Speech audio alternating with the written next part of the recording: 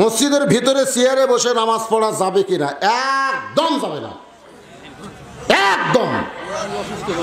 অসুস্থ হলে তার জন্য জামাত না। যে ব্যক্তি অসুস্থ তাকে জামাতে নামাজ পড়া লাগবে না।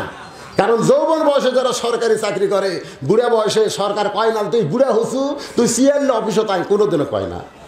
তুই বসে থেকে বেতন খা, মরা পর্যন্ত তো পেনশন দেওয়া হবে রে। যে যৌবন সরকারকে দিলে সরকার তাকে মরা পর্যন্ত পেনশন দেয়। যৌবন বয়সে যারা 5 ওয়াক্ত নামাজ জামাত আদায় করেছে, বুড়া বয়সে যদি আর দাঁড়াবার না পারে, যেখানেই পারুক, বসা পড়ুক, শুয়া পড়ুক, কাত হয়ে পড়ুক, ইশারার দ্বারা পড়ুক, পড়তে হবে। তবে জামাতে না। জামাতে পড়বার গেলে শরীর ঠিকঠাক, নামাজ পড়াও যেরকম ফরজ, নামাজের দাঁড়ানো সেরকম ফরজ। যেরকম কথা ঠিক কিনা? চেয়ার চলবে না, খবরদার। কোনো মসজিদে চেয়ার ঢুকবে না। চেয়ার যদি ঢোকে, কেউ যদি চেয়ার বার করে ভাঙ্গা পারেন, অন্তত একটা হজের সব পাবেন আপনি। চেয়ার গুঁড়া করা লাগবে, থোয়া তো দূরের কথা। কিসের গন্ডগোল? লা ইউকাল্লিফুল্লাহু নাফসান ইল্লা উসআহা। আল্লাহ কোরআনে বলেছেন তোমার কষ্ট হবে, এমন কিছু আমি আল্লাহ তোমাকে চাপাই দেই নাই। তুমি বুড়া মানুষ, তুমি সারাদিন বাজার করে পারো, তুমি চা খাবার দা হাত পের দা চা খাবার পারো, তুমি 10-10 ব্যাগ নিয়ে তুমি বাড়িতে আসবার পারো। আর চেয়ার মসজিদে গেলে তোমাকে বসা লাগে, তুমি ইয়ার কি মারতেছ? তোমার কি সাইন করে মসজিদে টানছে না হেঁটে হেঁটে আসছে? ও তুমি হেঁটে হেঁটে আসা পারো, আর খাড়া হওয়ার পারো না, বসে যাও। এলে সব ইয়ের কি মারা, এলে ইয়ের কি। আজ থেকে বাংলাদেশে 5 বছর আগে কোনো মসজিদে চেয়ার ছিল না, এখন চেয়ার ঢোকা শুরু হচ্ছে। কিছুদিন পরে দেখবেন আর খাড়া হওয়ার জায়গা নেই, চেয়ার দিয়ে ভরে গেছে। খবরদার, এটা একটা প্রশ্রয় দিয়ে না ভাই, জানে এ প্রশ্রয় দিবেন না। চেয়ারে চলবে না। কুমু লিল্লাহি কানিতিন। কুম মানে দাঁড়াও, লিল্লাহি মানে আল্লাহর জন্য, কানিতিন আনুগত্য নিয়ে দাঁড়াও।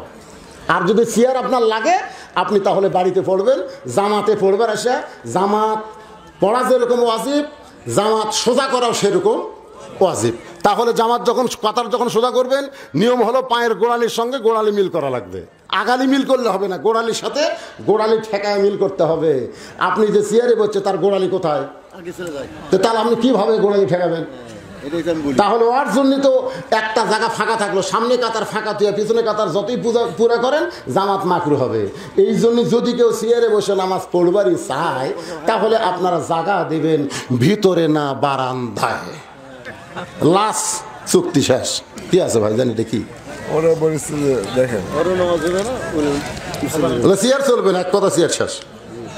ওয়াক্তিয়া ফরজ সালাত জামে মসজিদে ওয়াক্তিয়া মসজিদে পড়া আদায় করলে একই সওয়াব না কম বেশি সওয়াব হয়? অনুগ্রহ করে জানতে চাই। এখানে আমি বুঝতে পারলাম না, মানে যেটা জামে মসজিদ মানে জুমার খুতবা হয় সেই মসজিদ, আর ওয়াক্তিয়া মসজিদ।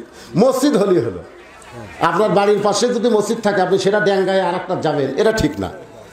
আপনার বাড়ির পাশে ওয়াক্তিয়া মসজিদ করছেন, কারণ জামে মসজিদ দূরে থেকেই তো আপনি ওয়াক্তিয়া মসজিদ করছেন, তাহলে ওয়াক্তে আপনার জামাতে নামাজ পড়বেন, সব পাবেন, কোনো অসুবিধা নেই, সব পাবেন। জামাত করতে হবে, জামাত একা একা না পড়ে আপনারা জামাতে নামাজ পড়বেন, এটা হচ্ছে কথা।